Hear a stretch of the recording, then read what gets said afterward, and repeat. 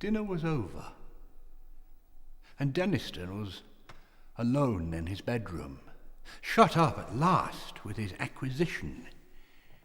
The landlady had manifested a particular interest in him after he'd told her that he'd paid a visit to the sacristan and bought an old book from him. In fact, he thought he heard a hurried dialogue between her and the said sacristan in the passageway outside the salle à manger, words to the effect that Pierre and Bertrand would be sleeping in the house, had closed this conversation.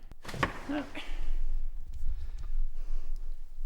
all this time, a growing sense of unease had been creeping over him. A nervous reaction, perhaps, after the excitement of his discovery. But whatever it was, it resulted in the conviction that there was somebody behind him, and that he felt far more comfortable with his back to the wall. Of course, all this weighed light in the balance as against the obvious value of the collection that he'd acquired, and he was, as I say now, alone in his room, taking stock of Canon Alberic's treasure, in which every moment revealed something more charming. Oh, God bless Canon Alberic, said Denniston, who had an inveterate habit of talking to himself. I wonder where he is now.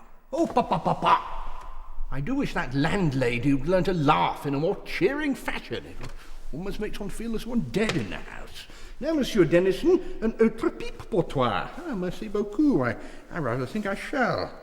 Oh, yes, what is this silly little crucifix that the young lady insisted on giving me? Last century, I suppose. Yes, probably. It's a bit of a bore to have round one's neck. Is that bit too heavy for me? I expect the old fellow's been lugging it around for years. Yes. Well, I might just give it a clean up before I pack it away. He'd put the crucifix on the table in front of him, and his attention was caught by an object lying on a red cloth at his left elbow. 2 or 3 ideas of what it might be flitted through his mind with their own incalculable quickness. A pen wiper. No, is there no such thing in the house. A rat. No, it's too dark. A large spider. Oh, God, I hope to goodness not. Good God. No. It was a hand. Like the hand in the picture. In another infinitesimal moment he had taken it in. Pale, dusky skin covering nothing but bones and tendons of appalling strength. Thick, coarse hair, longer than ever grew on human hand, and nails sticking out from the fingers, curving sharply down and forward, grey, wrinkled, horny. Denniston flew from his chair, deadly, inconceivable terror clutching at his heart. The shape whose left hand rested on the table was rising to a standing position behind his chair, its right hand crooked over his scalp. There was black and tattered drapery about it.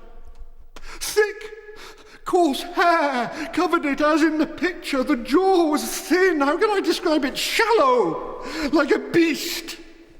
Teeth showed behind black lips. There was no nose. And the eyes, of burning yellow, had intensely black pupils and a look of hatred.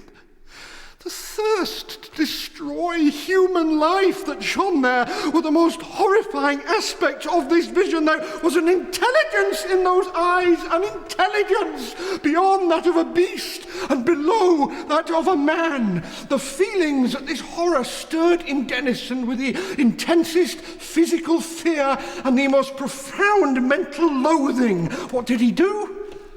What could he do?